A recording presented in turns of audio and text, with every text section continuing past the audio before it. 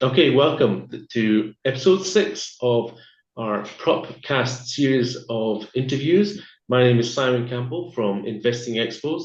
We are the organisers of the London Prop Trading Expo, and leading up to the event in London in May 2025, I am interviewing traders and those connected with the prop trading industry and the education industry for traders. And this is why I'm delighted to have my guest with us today, Louise Nonweiler from Hypnosis for Traders. Louise, hi. Hi Simon, how are you? Good, thanks. I know we've just had this little chat off air, and then we say hello again. Just doing it for the camera, which is great. Great to have you here. As I was saying, we're leading up to this big event. I already do the IX trader shows and so forth in London, and we've only recently met. Surprised we haven't tripped across each other already because we work in a similar industry with working with retail traders and trying as much as we can to help educate them and give them the guidance and the tools to help them improve their trading. And of course, trading psychology is your specialty. Yes, absolutely. It's the missing piece of the pie. Once you have the knowledge of how to trade, need to have capital as well. Perhaps you're borrowing capital or accessing other capital through prop trading firms. But once you're doing all that, I think most people agree that getting this mindset is the important thing. There's Mm.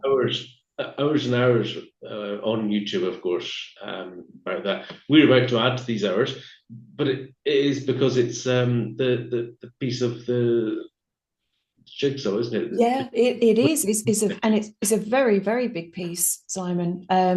Trading is really highly a mental game. It really is. And it can test so many different emotions for traders. It can bring up emotions that traders didn't know existed. It can be a very, very challenging career, but it can be very rewarding as well. But I always sort of try and stress to traders as much as possible, please invest in your psychology because it's just so important. Would you say it's important to do it first, or if you're getting started as a beginner, the first place most people will go will be what you call a demo trading platform, where they can pretend to be trading stocks and currencies up and down. Do they get a real sense of what it's like to trade in the real market, though, with that, or can that give you a false sense of mindset? Because a lot of people think they're great traders, they've seen the demo account go up, but it might be that they're making decisions because they know it's not real. They're not Yeah. making risks themselves. Yeah, that's an interesting question because every trader is different, but the majority of traders that I work with, generally they're fine trading demo. And then when they transition into live capital, even funded prop firms, Yeah. that kind of real money, that transition can be the difference between day and night. They trade seamlessly on a demo account. They go into live money, and it's like boom, wow, welcome to the real world.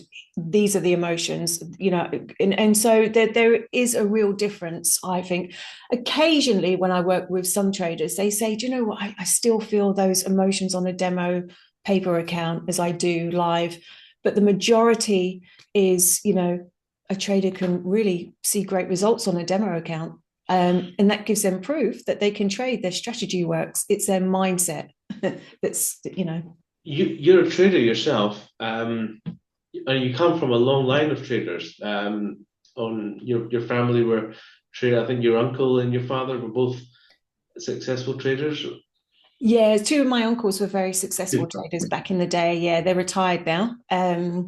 And yeah, back in the day they were very successful. I don't actively trade now. I used to trade Forex. The only reason I don't trade, I love the markets, I love trading. I don't have the time.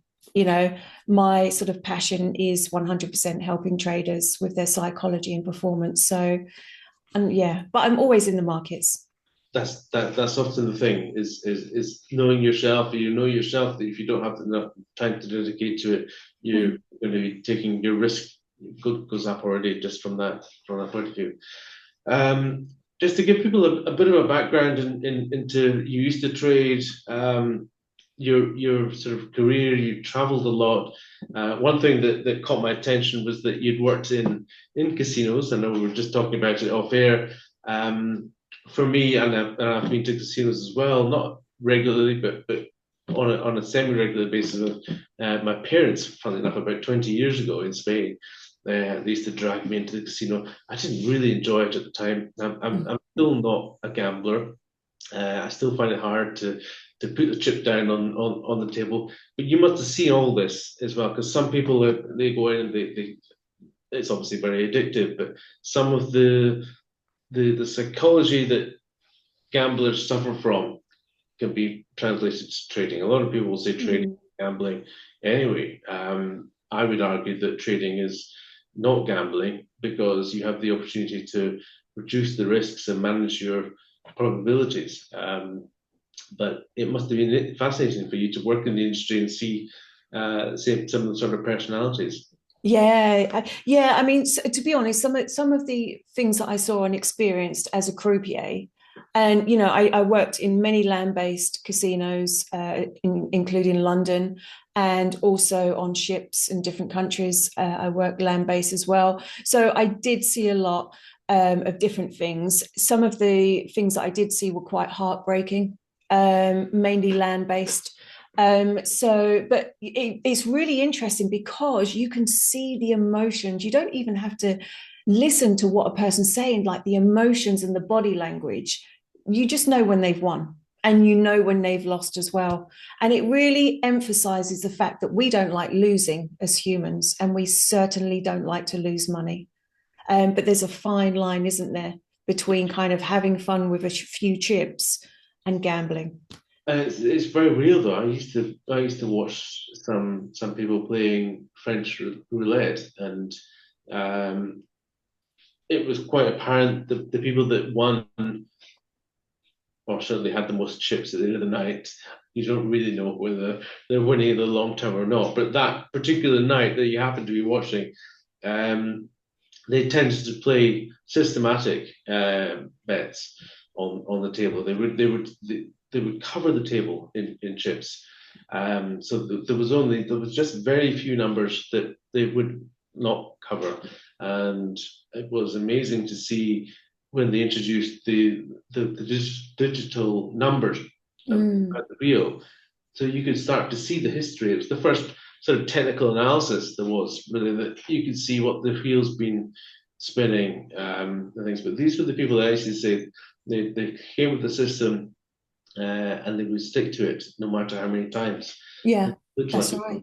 They were the ones that used to win, and I think that's it's the same truism for trading, is to have some sort of discipline, have some sort of system, and be able to stick to it. But that's hard, isn't it? That's the hardest thing for people to do, and not get tempted into chasing the numbers and doubling up your trades and doubling up your bets and things like that. Yeah, it's one of the hardest things for traders is consistency, as we know. And the reason, well, there's a couple of reasons, but the reason is because when something triggers a trader, generally a loss or losses, that's really the most common kind of trigger, where traders generally go what we call on tilt, or they start to trade emotionally because the fear's coming in. And when that fear comes in, it's very physical. It's like the heart's racing, hands clammy. Some traders, and it's interesting, some traders, it's the fight, flight, and freeze response. Some traders will just freeze and they won't be able to kind of even push the button. Other traders, they want to fight, so the ego can come in, and that's when the revenge trading, the over trading comes in. So it can be very emotional trading, but it's not about suppressing emotions, as we know. It's about how a trader manages their emotions. Can I ask you as well? We have, I know you can't make it to the show this year. We'd love to have you, hopefully next time. Definitely, yeah. I have been in touch with another lady who is a trading mindset coach as well in the trading space. Had a really interesting conversation with her the other day, and I said, "What is it about ladies and women in trading?" But I said, because I've been asked a lot of time at the shows by women that are attending, we would like to see more women on the stage, more women represented. So I absolutely accept that. But I said, what is it that is there a special message that women need? And it was a fascinating answer she gave, is that actually it's not that trade, because trading is non-gender really, which I said, but women have, because of the way that the industry has evolved and things, it can be slightly different, but they do tend to trade for different purposes. One of the reasons I find it hard to get women to come and speak at the shows is because they don't feel the need to want to get up on the stage, and they don't have the same ego as men. Do you find that would you treat a woman trader in a different way from a male trader? Do they have different issues? That was what I'm kind of garbling my way around to. Yes, I would say so, actually, and it's quite evident. And what I'm seeing is definitely an incline now, more in female traders coming on board, which I think is great. I really think it's good. I think the difference, working especially one-to-one with clients, the difference between what I have found between female traders and male traders, I'm going to be honest, yes, more male traders, the ego comes in. But generally, female traders are better at managing their emotions. It's just, we are designed differently. They're better at managing emotions, but what they struggle with the most is generally a lack of confidence and self-belief. So maybe they might need some work around their confidence. Whereas male traders, most areas that I work on is emotional control and discipline. So there is a difference from the traders that I've worked with over the last decade. Yeah. That's interesting.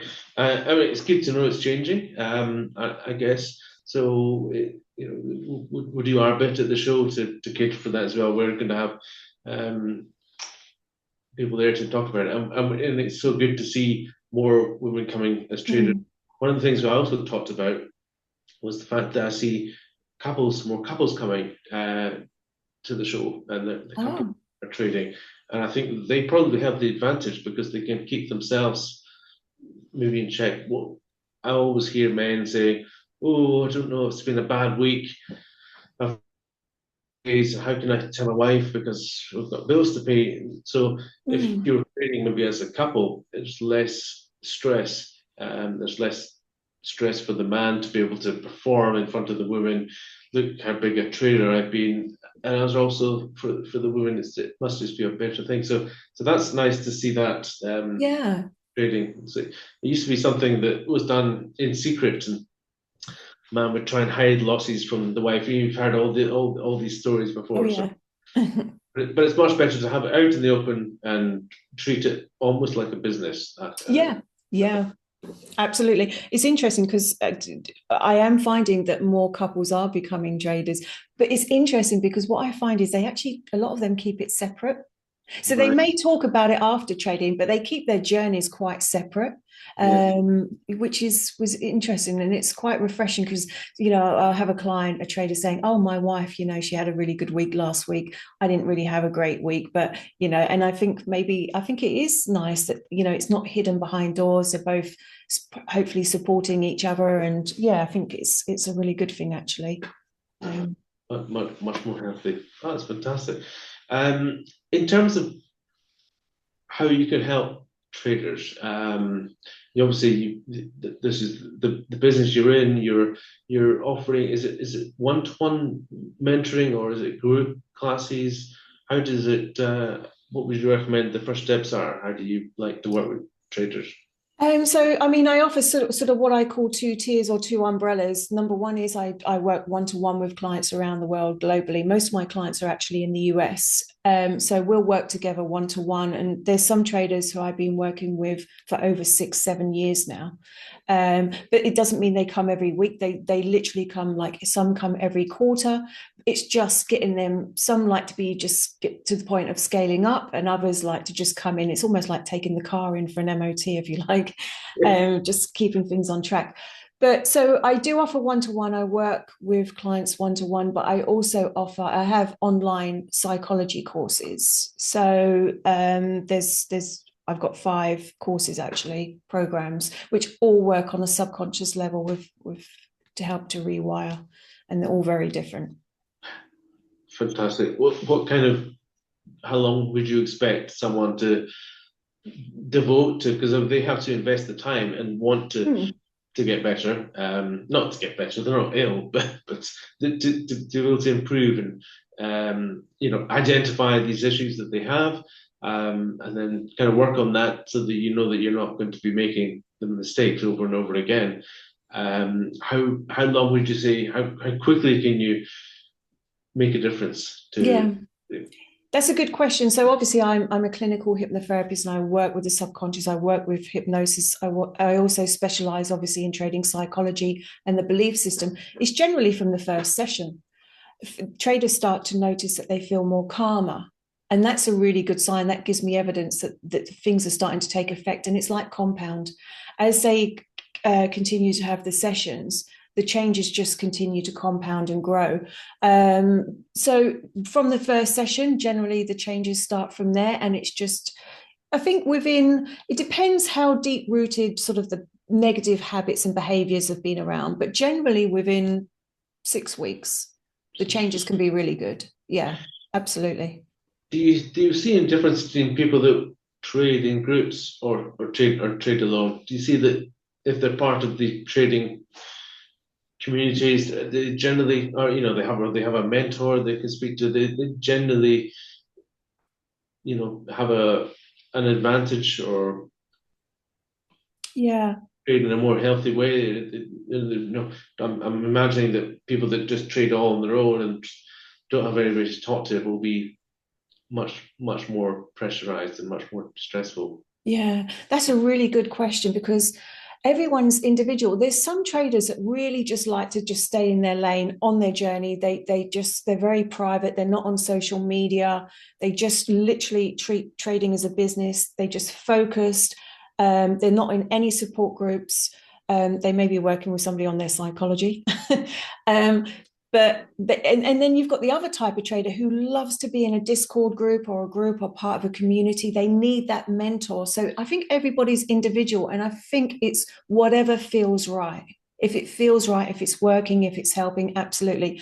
The one thing I would say to a trader is, do not have any distractions when you're trading, because I know a lot of traders who are on their phone, like on the Discord group. It doesn't work. Yeah. We know that trading, you've got to be 100% focused with no distractions. So I think being part of a community or having a mentor is a good thing.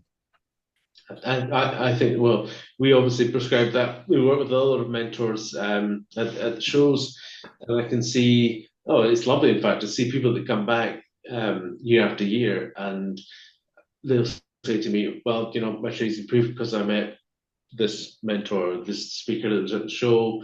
They've been on the program, and it's now turned my trading around. It's lovely to hear that, to get that feedback. In fact, we started this year. We've started what we're calling the Investor Expos accredited speaker program. So it's a badge that speakers can wear to say, well, known Simon for a few years, and amazing. We've got a good track record now, because I see people coming back and they give me that feedback, and it's a great thing to see. Yeah. Often a year after, they'll bring their son or their daughter with them, or the wife. It's lovely to see that.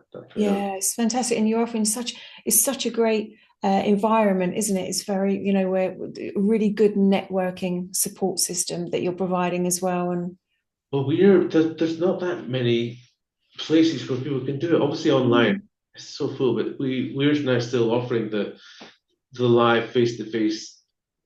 Post pandemic, we went back to doing the shows, and it's more popular than ever. People just want to be able to get together. I think the thing that I didn't realize immediately was the power of just putting people in a room and letting them network together.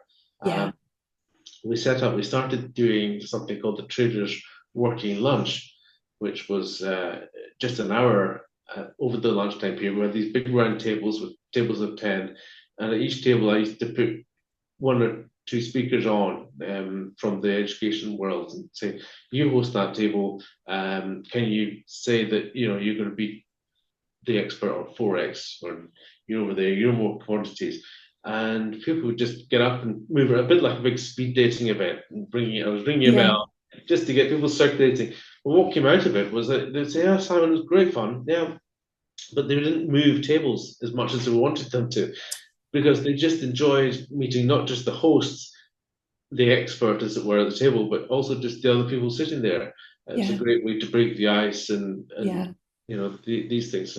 So you have face-to-face shows, events, meetups. Even I see a lot of traders doing these meetups in coffee shops. Even it's really not to be underestimated.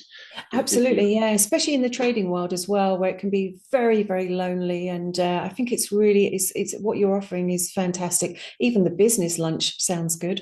Yeah, it's good. Well, April the 4th, we'll be back again.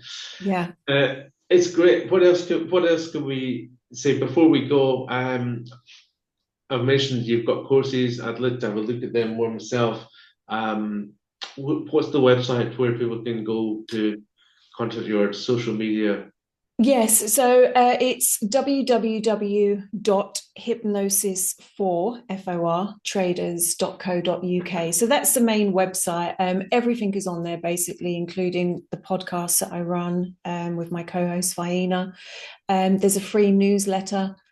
I've also got 2 YouTube channels, which is full of great value, so they can subscribe, obviously, for free. 2 YouTube channels.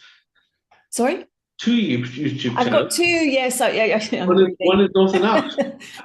Only because one is basically all hypnosis, affirmation, meditation. So it's that kind of channel. And then the second one is about psychology videos and the podcast. And so it's more sort of face to face in the camera. So yeah.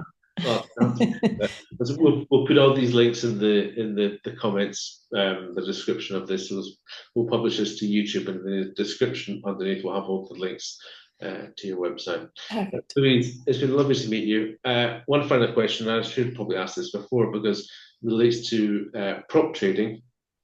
Do you have an opinion on prop trading? It's still a bit of a controversial topic. It's a new industry. It's growing very quickly.